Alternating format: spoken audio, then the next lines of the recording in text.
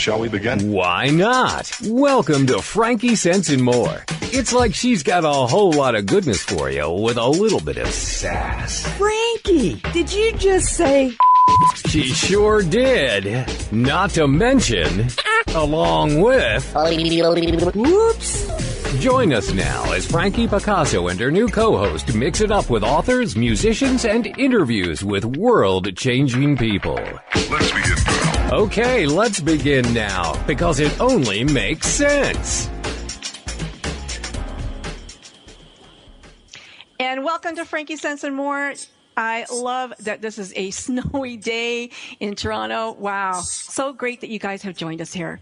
We have a really action jam-packed show for you today. Joining us will be CMA's newest recording star, Marty Brown. Kathy Tarochione from Picture a Moment Pet Productions is with us.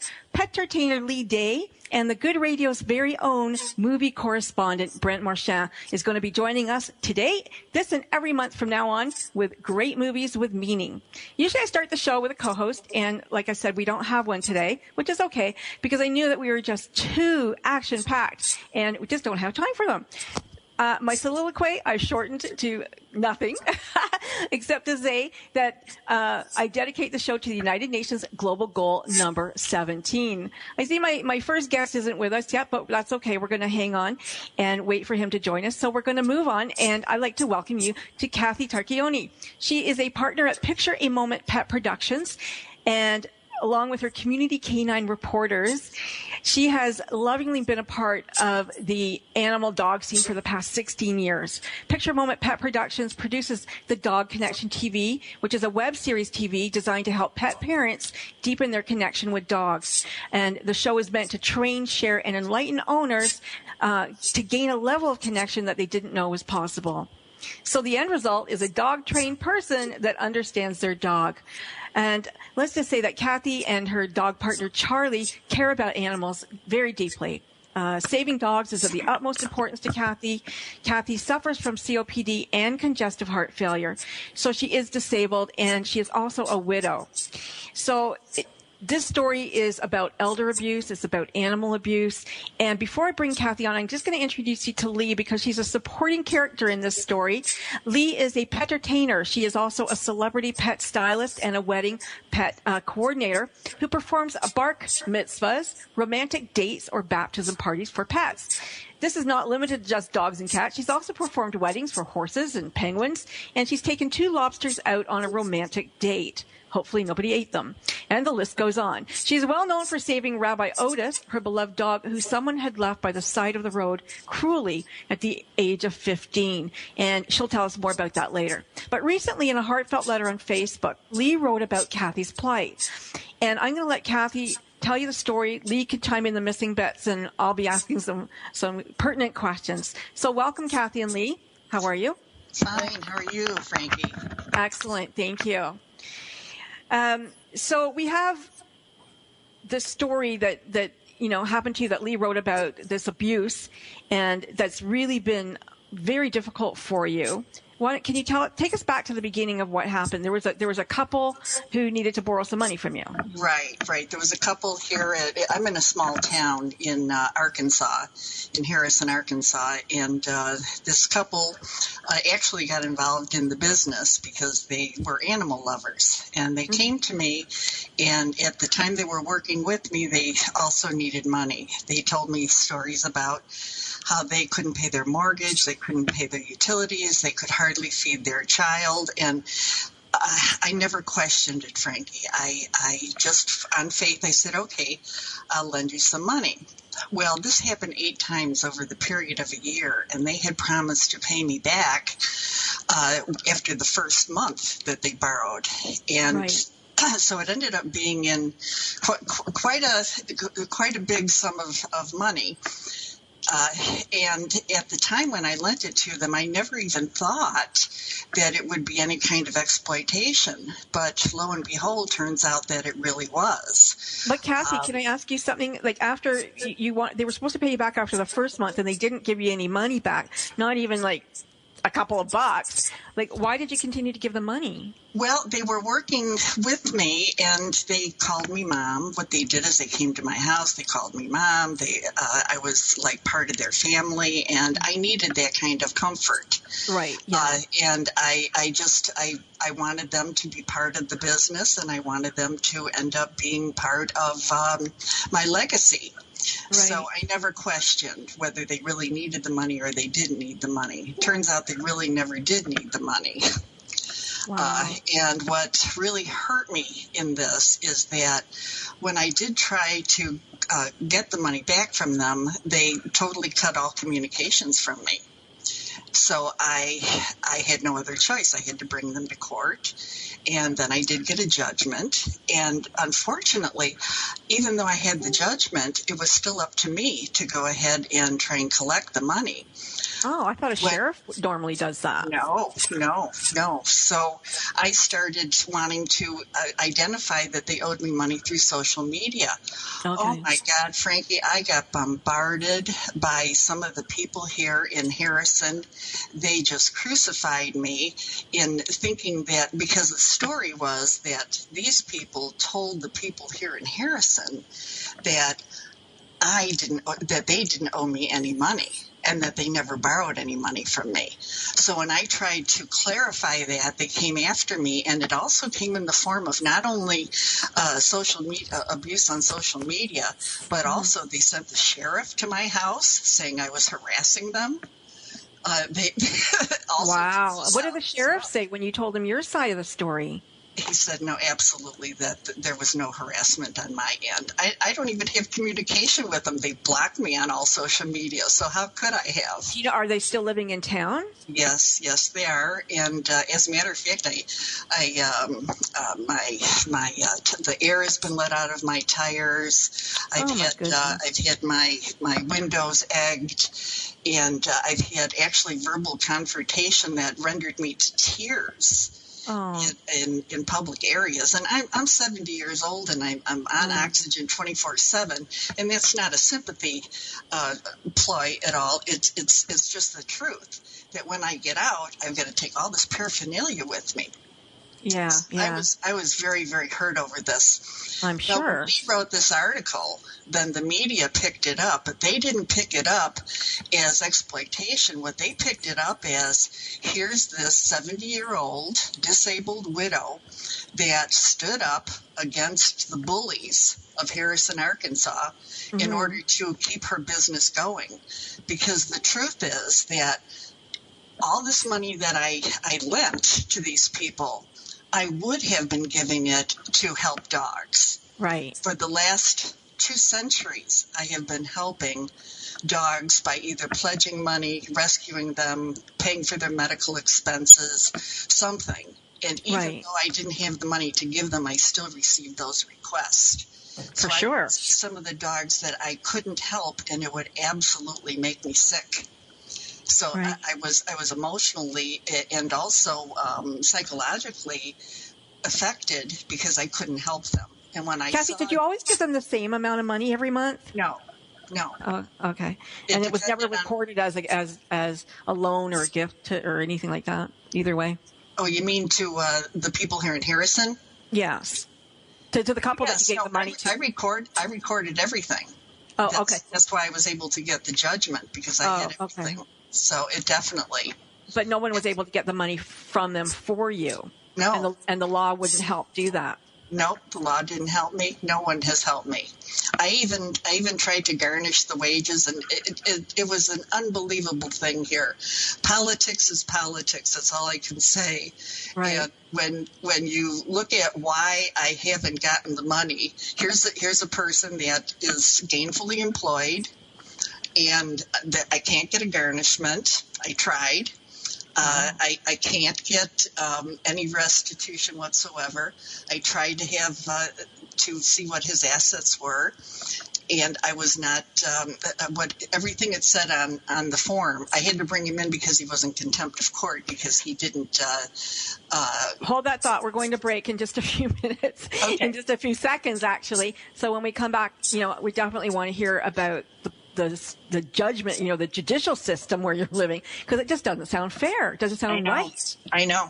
How does that happen?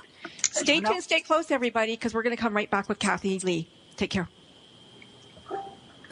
No, we're just getting warmed up. FrankieSense and more will be right back after we pay the bills. Secret Cuisines and Sacred Rituals is a quest, a place, and a feast. Join host Vilasi Venkatachalam every week to explore myths, mystique, old medicine, and brilliant modern solutions through a dazzling kaleidoscope of cuisines, cultures, and cures.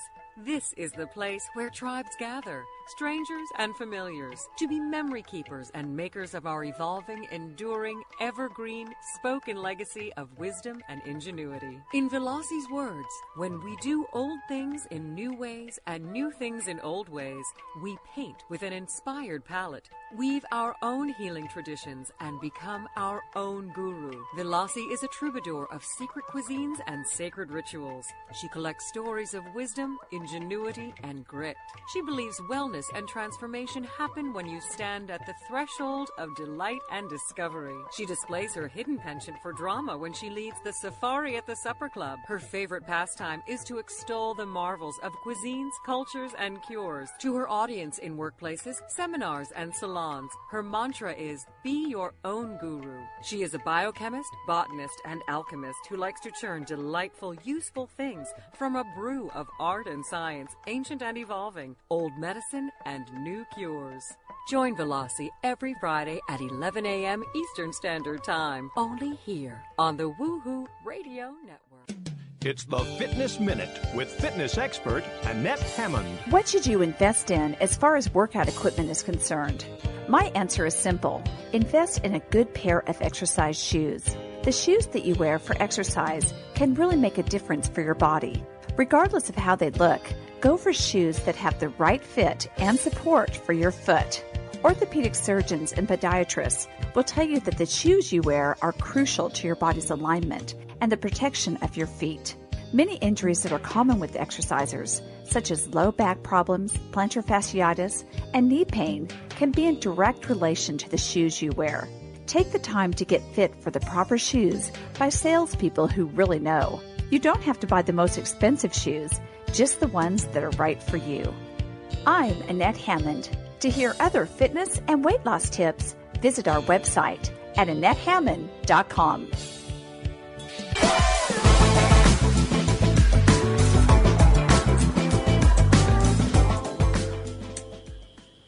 And we're back, and thanks for sticking around. We're so happy that you did.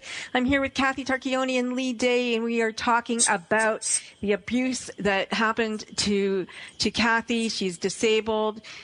She's a widow, and this couple totally scammed her out of a whole bunch of money. She got a judgment. She sued and she won the judgment, and she was expected to go after the money herself. No sheriff went after it for her. Nobody in the legal system went after it. And the community really went against her as she tried to stand up for herself. And Lee Day wrote a letter for Kathy. And Lee, why don't you tell us how you got involved and how you found out about it all? Well, because Kathy is a dear, dear friend. She's almost like a big sister to me, and I love her dearly. And she is a senior, and I think it's awful that these two individuals, it's actually Jim and Alicia Bumgardner, went and literally scammed her and used her and lied to her. And I don't think it's right that anybody should steal from anybody and lie, and especially a disabled and a senior. And right. I'll stop that with all seniors, not just for because it takes away from the money from not just the dogs, but other people who are seniors have other bills to pay. They have right. they have a fixed income. They're on Social Security. You don't do that. You have to right. have a conscience. Right. And these two people are just plain evil. I mean, I went and I stuck up for Kathy, and they went and called the police on me too. I had Stanhope Police here saying that I was harassing them. I wasn't harassing them. I'm giving you facts, my friend. And if you don't like it, That's not harassing you. No, that's just a fact. And when you don't want to hear the truth, it's called harassment.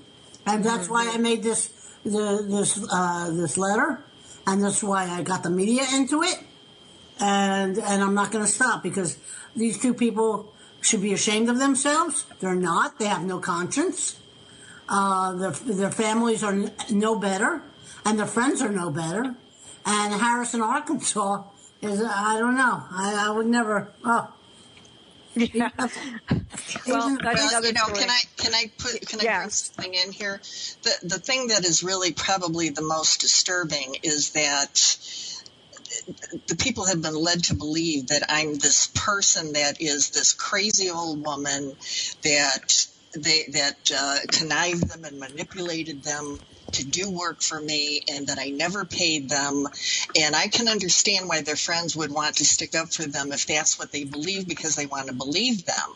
But that's not what the story is. So I'm here because I want to tell what the real story is. And also that for the people that are like myself, that are seniors, that are donating their money to help animals, children, people with cancer,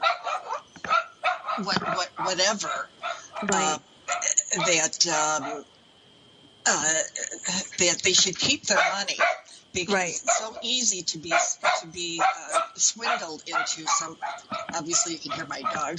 Yeah, is that Charlie? Yeah, that's Charlie. That can be swindled into giving their money away. They should really keep it, and unless they are absolutely certain that they're going to get it back. And I swear, Frankie, I thought absolutely certain I was going to get it back, but I didn't. And it's been 3 years now, by the way. This is not new. Yeah. Well, what's unfortunate is that at 70 years of age, as compassionate a person as you are, and I've interviewed Kathy before. Kathy, met Mother Teresa. She, this is who this woman is, and she's so compassionate for people and for the animals and for health, and she's been in this a long, long time. That for her to be scammed out of her money, she's not somebody who doesn't have good judgment. This is somebody who's in her right mind. She is very passionate about the animals, and it's been disturbing her sleep, her dreams, because she hasn't been able to save them. And it's, a very unfortunate event. And I find what makes it worse is that the legal system isn't on your side. I mean, they're on your side that they believed you and they gave you the judgment, but they're not on your side if they just expect you, who's got COPD and congestive heart failure, to go and knock on the door and say, hey, give me my money back. That's not realistic. Right. Yeah, and I've been told by the legal system that I can't even talk to these people. And I said, wait a minute, what do you mean I can't talk to them? If somebody owes you money, you should be able to go after them and talk to them. I mean, how do you collect money if you can't talk to them? I'm not supposed to be able to even email them, nothing. Right. And why do I end up being the bad guy in all of this when I'm the one that lent the money? Now, you hear their side of it and their side of it. I mean, no matter how you look at it, the money was loaned. The money was given to them. They were to pay it back. They didn't pay it back. They avoided me for 3 years. And is this about the money right now? It's not really about the money. It's about the principle. Right. Because I will never get that money back, and I know that. It's the principle and the domino effect it had in hurting the animals indirectly. Right. To me, it was a form of dog abuse, because I was not able to help the dogs that I traditionally had done for the last 2 decades. Exactly. And it's very disturbing to me. So the same thing would hold true for any senior that gave money or had it exploited. If you don't know about animals and dogs in shelters, approximately 5,500 dogs every day are killed in shelters across the United States. So when Kathy says that it disturbs her that she can't save an animal, she means that. There's a lot of animals that need saving daily. And it is very disheartening, especially when you are compassionate. But this idea of senior abuse, of elder abuse, it's something that we need to worry about and think about for our parents and for those that we know. Exactly, because, Frankie, I'm at the age now where I'm starting to have some really severe cognitive issues. Right. And so I have memory problems and things like that. And, of course, my mobility, I don't get around. Although my mind wants me to do it, I can't get it done. So one thing I would highly recommend to seniors is keep copious notes, even if you have to have a tape recorder by your bed so you can remember things that you've done. It can take notes of everything. I mean, I keep records of everything. If I didn't, I wouldn't be able to run a business. Exactly. You're right. So that's really good advice. You want elders, tell your parents, keep good records, keep a microphone or your cell phone with the recorder on your bed so that you can say stuff if you need to, remember the things. Because all of us, our memories are going. We can't remember. There's so much coming at us every day that it can be very difficult. But like you said, the court believed you because you had records. You had records of giving them the money. Yes. And this is a horrific story. It really is, Frankie. And again, I don't want it to come across that it's about the money, because the money I get that it's not right. But it is about the principle. It's about the fact that they really didn't need the money. I gave it to them from my heart, believing that they needed it to take care of their child, their family, their home, to pay their utilities, their mortgage, and that wasn't the case. They didn't really need the money. So they took the money from me, and as far as I'm concerned, I don't know what other word to call it, is stealing. Right. It is that. That's the only thing I can say that it is. So, we want to have a series on, the point is that seniors' lives do really matter. Right. And for some reason, when we get to the age that I'm at, people think I can't hear, that I can't see, that I can't communicate, so they talk to me very loudly. Or like a child. Yeah, right, or like a child, exactly. Yeah. And I really would like for them to know that we still have the same heart, we still have the same mind, we still have the same feelings, we are compassionate. There's nothing different about a senior than there is about a young person. We just have different values on things, and we also are more grateful, I should say. We're definitely more grateful than the younger kids of today. Right, absolutely. So it's your friend Lee here, quite the character. Lee is a rebel rouser. She's a rebel rouser, loves animals just as much as you do. Lee, tell us a story about Rabbi Otis. Tell us what that story, because I think everybody wants to know Rabbi Otis was my boy. And he was thrown on the Long Island Expressway about 6 years ago. He was blind, deaf, had no teeth. He was almost struck by a car on the busy highway of the Long Island Expressway in New York. Somebody had found him and brought him to Maltese Rescue. And nobody wanted to adopt him because he had so many medical issues. And so my cousin had taken him, and then she had a stroke. Oh, no. She was only like 42. Wow. And so she asked me to take him because he really needed a lot of attention. Yeah. His eyes were bad. I mean, drops. He needed I'm a hairstylist, so I gave him a haircut every 2 weeks. I kept him up the skin and the medicated baths, and it was hard for her to do that.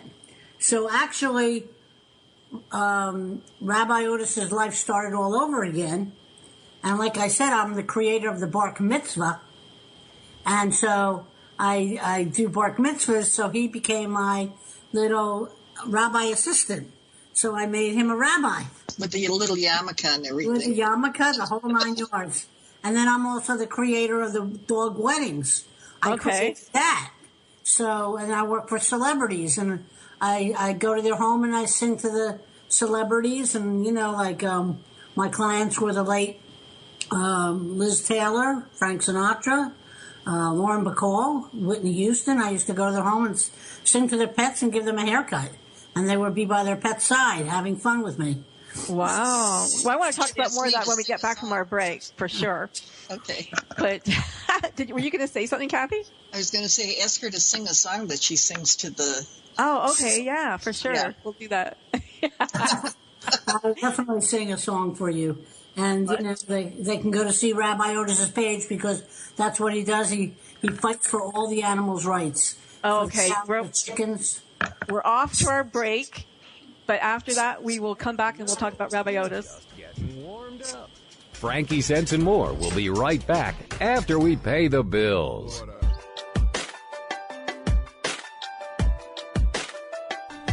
Do you ever wonder if you're the only woman who runs errands in her yoga pants so it will look like she went to the gym?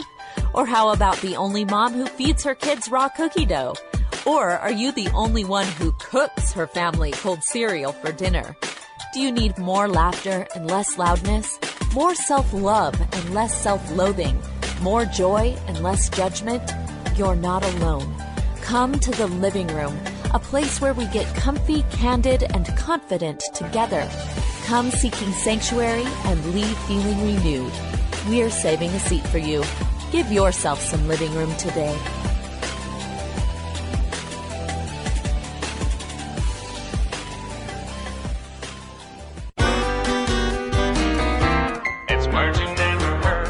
Do you think employers put a lot of time into reading your resume? According to a new survey from Career Builder, most employers spend only about 2 minutes reviewing resumes. Almost 60% of employers said that the most common resume gaffes were exaggerated job responsibilities, fictional dates of employment, and unreal job titles. Some of the employers surveyed's favorite miskabobbles on resumes include one applicant who claimed to be the former CEO of the company he was applying for. Another applicant claimed to be fluent in 2 languages, one of which was Pig Latin. And my personal favorite was a creative job seeker who claimed on his resume that he worked at a jail when he actually was serving time there. I'm Carolyn Davidson, and you can have fun challenging your words you never heard vocabulary with my new app, Too Funny for Words.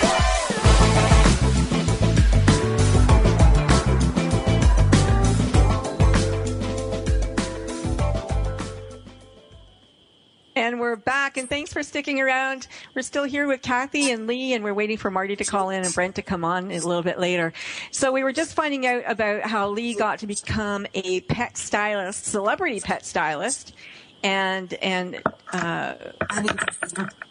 Lee, how did you become a celebrity pet stylist? I was working, I grew up in Millburn, and I worked for the Paper Mill Playhouse in Millburn, New Jersey, where all the celebrities are, you know, and they act there, and I also groomed for a grooming shop, and I didn't like, you know, that the animals were sort of abused in grooming shops. Right. So I decided I want to do something different where I can love the animals and be with them at the same time, and also love the owners. Right. So I decided to entertain animals and also help them in the cause at the same time, and so that's when I became an entertainer, and I started the weddings and the Bark Mitzvahs and working with celebrities and helping one of my, I grew up with a learning disability myself. And when I was younger, Doris Day came into my life, and she pushed me with my mother and her pushed me to learn, and between them both, I became who I am. And then I started helping Doris with the Doris Day Pet Foundation, which she has now, the DDAF.org, which is a great organization. I mean, she helps so many animals. And it's a great place to donate your money, and it's just great. And the animals are just very, very important to me, and not just the dogs, but all animals. And we have to stop the abuse because it can't go on anymore. It's horrible. Did you take your name from Doris Day? Did you take her name? When I was younger, I had literally changed my name as a kid, so her name would live on forever because she was so good to me. Aww. And there's a lot of people with the name Day, so sure. I guess that didn't work. Yeah. Well, it's great that you're able to help Kathy, and it's great that you're able to help the animals and provide, some fun, Bark Mitzvahs and weddings and things like that. I also sing to the animals, like I said. Sing us your song. I did like lick on the face, maybe nice, wet and sloppy, but biscuits are your dog's best friend. Or please, please leash me for a walk, 'cause I can't hold it anymore. Or, and I saw her face. Ow! It was Mary Tyler Moore's Golden Retriever. Or, well, that's great. That's great. Thanks so much for that. Kathy and Lee, I wish you all the best, and I hope that this show helps you out a little bit and that people will, come and support you and everything that you need, to carry on and help these animals and help yourself, because it really isn't a fair situation for you, and I'm sorry about that. Oh, well, thank you so much, Frankie, for having us on and for hearing the story and being compassionate about it. Oh, it's my pleasure. Up next is Brent Marchant. He is our correspondent, our movie correspondent for our new monthly Movies with Meaning. Welcome, Brent. Hi, how are you? I'm doing great. How are you doing? Doing well, thanks. Thanks so much for having me on the show. Oh, it's my pleasure. And thanks for thanks for pitching in and coming a bit early. So, Brent, tell us, what movies are we going to be discussing this week? Well, right now we're in the midst of award season, which is when the studios and distributors put out their best material in hopes of picking up accolades at competitions like the Oscars and so forth. And a couple of the movies that are really popular at this time of year are the ones that recognize true stories exploring causes or campaigns of some sort. And two in particular that come to mind, they're both nominated for Best Picture at the Oscars. One is Spotlight, which details the story of a group of reporters from the Boston Globe who broke the story about the priests who were abusing their parishioners. Mm-hmm. And the other one is The Big Short, which is a look at the 2008 financial meltdown and the causes behind it and the motivations of the people who either lost money or made money on it. That was a brilliant movie. It really was. I see like maybe 2 movies a weekend. And The Big Short, Rotten Tomatoes gave it, a big, woohoo, and it was right on the money. What a fantastic movie. It really was. It was kind of snuck up on people too, because it didn't get a lot of advanced publicity, and what marketing materials it put out and the trailer put out weren't terribly impressive. And honestly, I was sort of lukewarm about it going into it. Oh, Steve Carell was amazing. When I saw it, I was just blown away. Yeah. Ryan Gosling, Steve Carell, great actors, great roles for them. And they all really brought their characters to life. And they each had different motivations in terms of the way they were going into it. So the meaning of the experience was completely different for each person. You had one person like Ryan Gosling who said, I'm going to make money off of this, I really don't care. You had Steve Carell who was having a crisis of conscience over it. You had Christian Bale who basically said, well, I see this coming and I have a responsibility to my investors, so really what can I do, even though I might not like what's going to happen? So you see a lot of really very different perspectives, all related to this one particular event. And, it was meaningful also from the standpoint that they were using their powers of intuition and synchronicity to make the most of the situation, both for themselves and for the people they represented. Yeah, it was fabulous. I just loved it. What other movies do you have for us? Well, there's a couple of documentaries that are really worth seeing right now. 2 in particular that I found interesting. One is called Hitchcock Truffaut, mm-hmm. which I detailed on the blog on the at thegoodradionetwork.com. .com. It explores a meeting that took place in 1962 between two of the greatest directors in the history of film, Alfred Hitchcock and Francois Truffaut. And it explores their creative process, what movies mean to them, how they bring it to life. And it has commentary from a number of contemporary directors saying why their work was so relevant. Another one in the same vein is called Peggy Guggenheim, Art Addict, which is a biography of a woman who was a major benefactor in helping to promote the rise of 20th century modern art. She was not an artist herself, but she had a keen eye for recognizing talent and helping to bring those people to the fore. And she ended up really adding a great deal of additional meaning to the art scene that hadn't previously been there before. And she was also really living out her purpose in life, which I think is so important. One of the things I like about the movies is that they really provide good examples at helping us understand ourselves and understand our place in the world. And she really personified that quite well. And the movie shows that very clearly. That's Guggenheim, the Guggenheim Museum. Are they in Newport? Is that where? No, it's in New York. Oh, in New York. But I think they vacation because I remember being at Newport at the Jazz Festival, and I'm pretty sure they said, this is where the Guggenheims and the Kennedys and everybody vacation. She eventually had a fairly large museum that she set up in Venice. And helped to really put Venice on the map as a sort of a world capital for the modern art movement. Have you? There's a movie, and I've been wanting to see it so badly, and I haven't. It's an art movie, so it doesn't go into all the theaters. And I'm just trying to remember the name of it right now. Oh my goodness! And it's about a young Irish girl who comes to New York City to Brooklyn. Brooklyn. That's the name of the movie. Yeah, Brooklyn. Yeah. Easy to remember. Yeah, there we go. Yes, I did see that. It's a beautifully filmed story.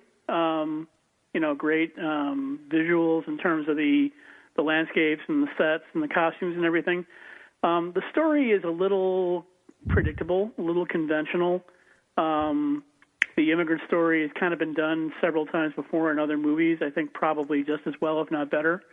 But it certainly is very nice to look at, and there's some good performances in it, and it too is a Best Picture nominee this year.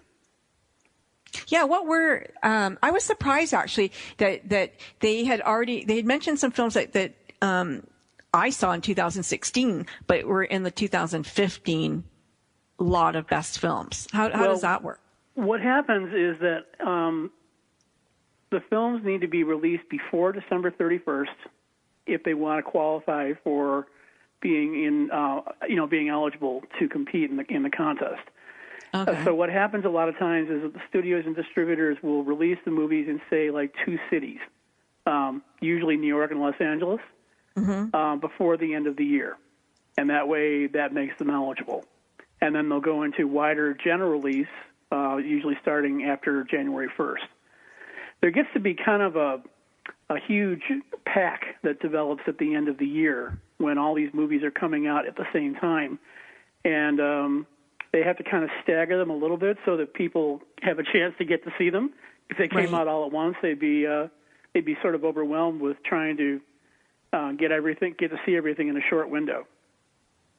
I find it really hard to understand why really good movies like Brooklyn, Suffragette, some really great movies, they just don't come mainstream. They put them in the smaller, art houses, let's say theaters. And don't they think that we're smart enough to understand them or enjoy them?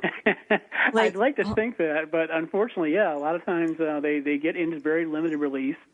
And, one of the complaints that's actually come up in connection with the Oscar broadcast for several years now is that a lot of people in smaller markets who don't readily get to see these movies either by the time the show takes place or if at all, say, why should I watch the show because I haven't even heard of these films? Right. Yeah. I mean, being in Chicago as I am, I'm very fortunate in the fact that we usually get things like right after they get into, say, New York and L.A. We're going to go to a commercial break in just a few seconds. But when we come back, can we look at maybe the top five films that we think are going to win something this year? Sure. Is that okay? Sure. Awesome. I can't wait. Yeah, I'm just outside Toronto, so we get all the films too usually, but not as quickly as you do in Chicago. Stick around if you like movies as much as I like movies and Brent likes movies. You're going to want to hear what maybe your top favorite films are or what you need to go see. Just getting warmed up. FrankieSense and more will be right back after we pay the bills. Is there more living for you to do? Yes. Start living inspired. Be here for Living Inspired with Tricia Goyer, Thursday afternoons at 4, 3 p.m. Central on TogiNet.com. Tricia will dig deep into topics that matter most to women, inspiring women to make a change in their own lives and to make a difference in the world, and maybe even deep within their own hearts. Tricia is a wife, mom, speaker, family expert, and author of 24 books. For more information on Tricia and Living Inspired, go to her website, TriciaGoyer.com. That's TriciaGoyer.com. Tricia's vision is to be the voice of hope and possibility for women of all ages. Her intention is to serve ordinary women by encouraging extraordinary things with God's help. Tricia expresses real life, real hope for real women. Is there more living for you to do? Yes. Start living inspired. Living Inspired with Tricia Goyer. Thursday afternoons at 4, 3 p.m. Central on TogiNet.com.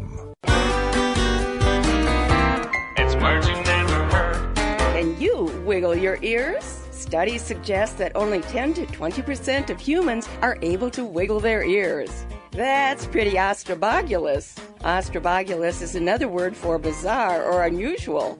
Of course, many animals have the ability to independently turn their ears in the direction of a sound by using their auricular muscles. In humans, ear wiggling is thought to be more of a vestigial feature, meaning it was once a useful trait of our ancient ancestors, but not needed anymore.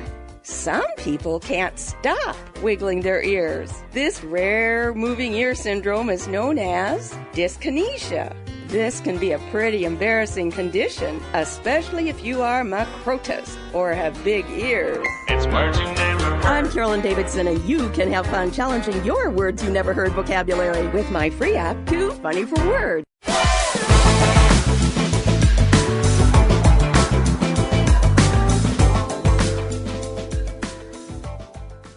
Brent is with us, and we were talking about the great movies from 2015. And he's just going to tell us what we might want to look at or make sure we watch before the Oscars come on.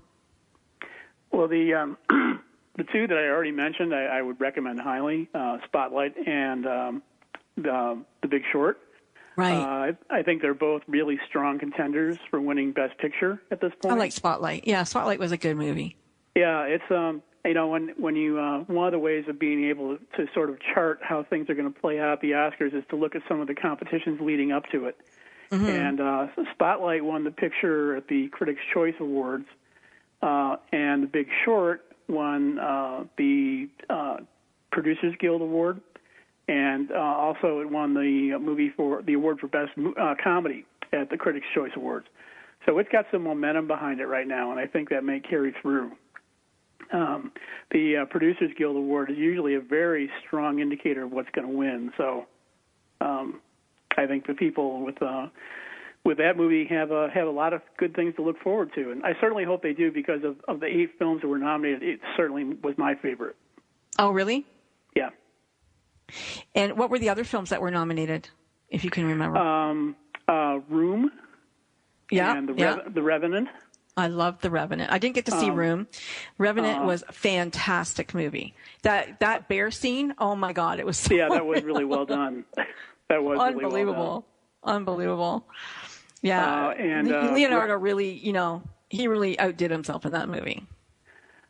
Brooklyn is up for Best Picture also. Yeah. And the Road Warrior movie, which was kind of a surprise because usually the Oscars don't seek to honor the kind of big summer blockbuster adventure movies. Yeah. But this really drew a lot of attention. So the Road Warrior, was that the Mad Max one? Yeah, Mad Max Fury Road.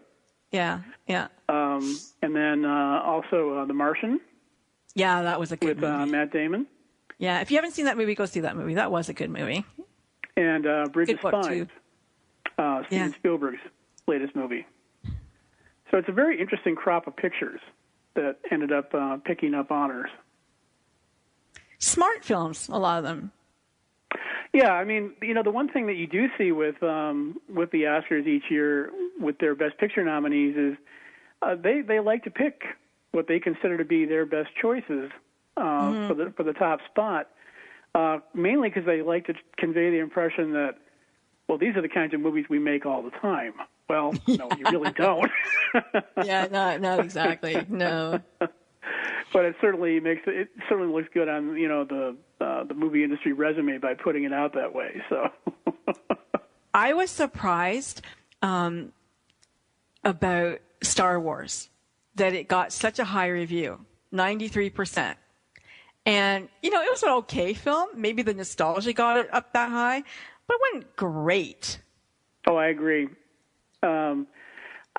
To me, it really struck me as being very much kind of a retread of the original, the very first movie in the series that they put out.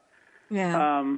I came away from it saying, well, okay, that was kind of nice to look at, but in terms of it being, groundmaking filmmaking, no, I didn't really think that. And actually, the young actress, and I don't know her name, she was really the one who saved it, I thought. If there's one person to look at, it was her. Well, I think, you had sort of a bi-generational thing going on. You had the older viewers who were coming to see Harrison Ford and Carrie Fisher and Mark Hamill, and then you had the younger viewers who wanted to see, the crop of new talent that was going to be taking over the franchise. So at least from a marketing standpoint, the filmmakers kind of covered all bases that way. But as far as how well it gelled into a finished product, well, like you said, it was an okay movie, but I didn't think it was great. Yeah, I think, my pick, it'd be between Revenant and The Big Short. I'd go with The Big Short at this point, mainly because I thought it was smartly written, well told, well acted. The Revenant, I thought, was a little stretched out in a few spots. Certainly, it was beautifully filmed and very well acted.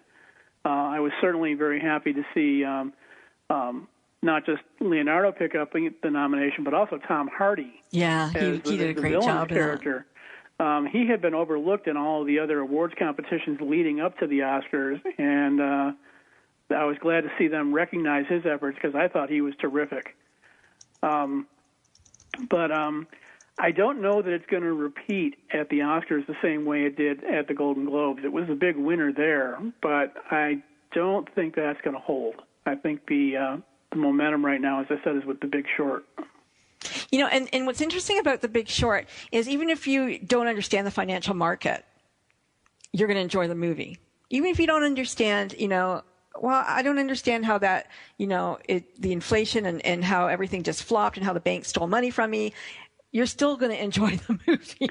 Yeah, even with that, I thought they did a pretty good job of taking fairly complicated topipics. Yeah, I loved how they took some of those.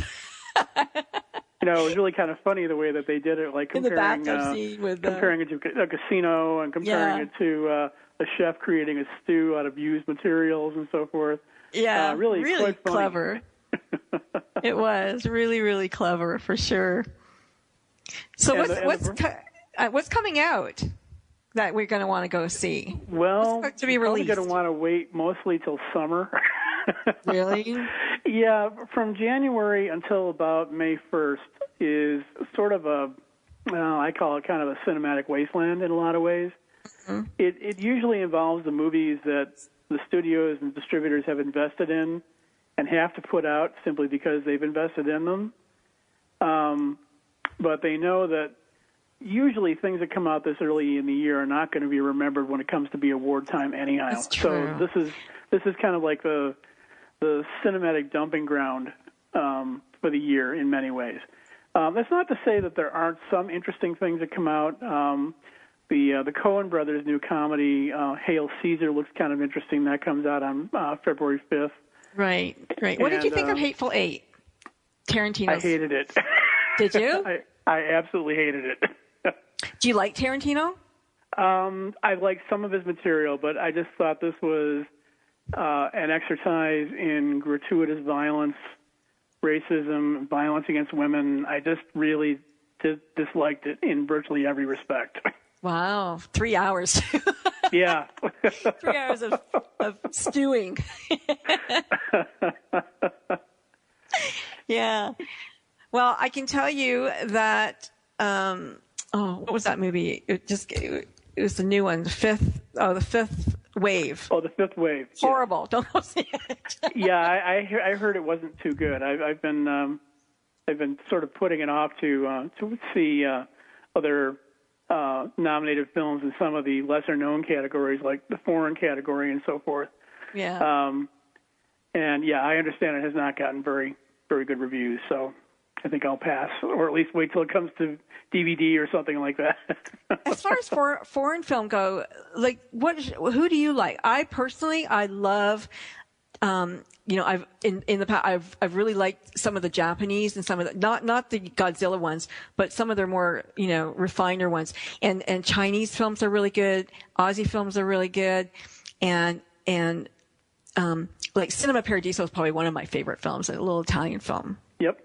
Yeah, I love that film. I really do like foreign films, and each year I try to get to the Chicago Film Festival, which has just tons and tons of foreign movies.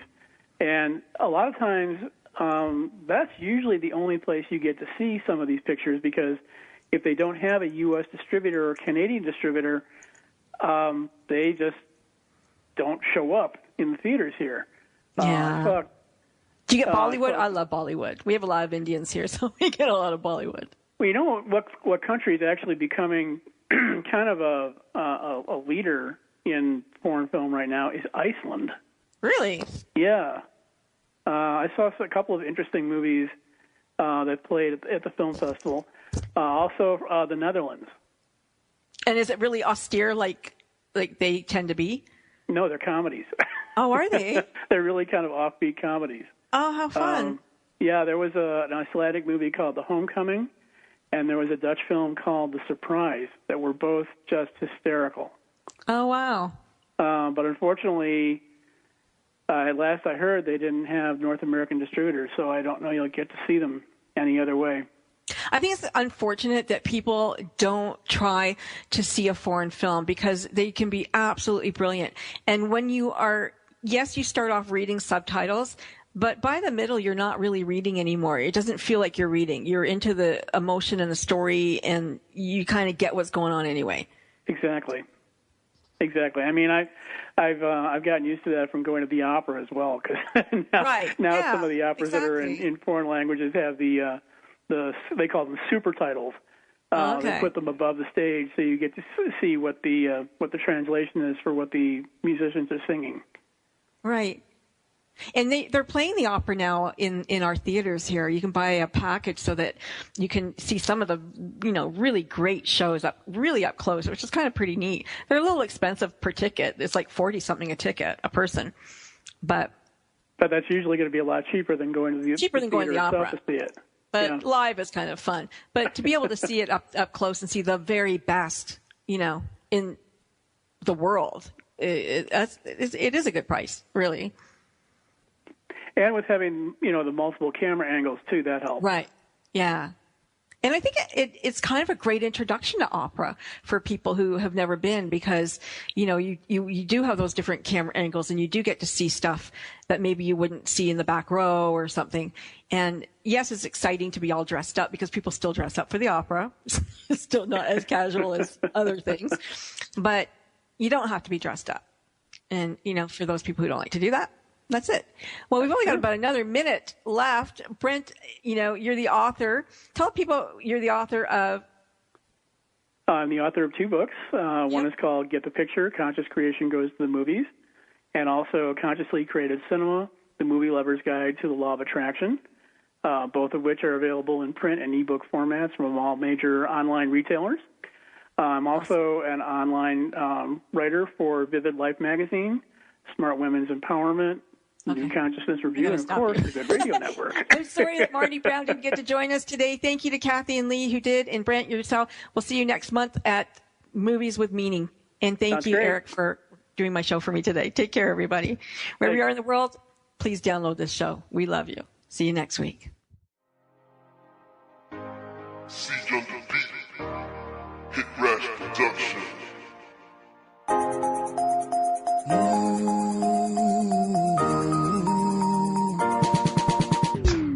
Shit, now you be the one way to turn the world around. Shit, now you be the one